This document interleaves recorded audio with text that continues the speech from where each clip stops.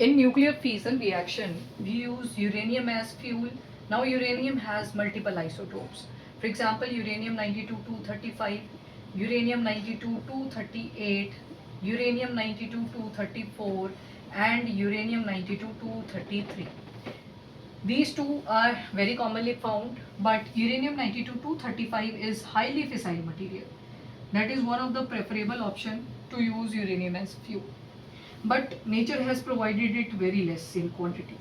Second is uranium 238. It is present abundantly, but it is not that fissile as uranium 235. This is also present. This is created artificially with the help of what? So thorium. It can be created artificially, it can be created by nature itself, spontaneous radioactivity reaction. But when thorium creates uranium 92-233, firstly it creates protactinium. Protactinium is highly unstable substance, and finally it get convert into uranium 92-233.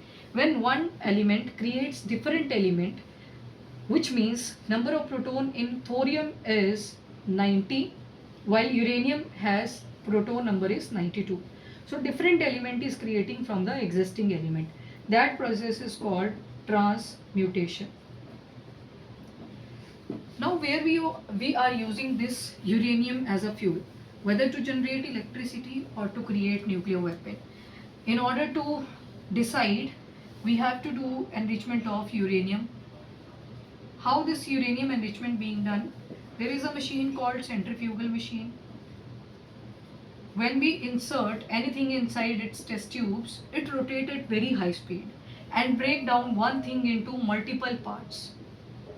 If this enrichment is done up to 5%, then we would call it low enriched uranium. If it is done up to 20%, this means high assay low enriched uranium. And if it is done beyond 90%, like 95%, 97%, it is called highly enriched uranium. This category is used for nuclear weapon, and this we use in the positive cases like to generate electricity and all. So when we switch from 20% towards 60%, 80%, this suggests that particular country is going to use this nuclear technology in order to create nuclear weapon.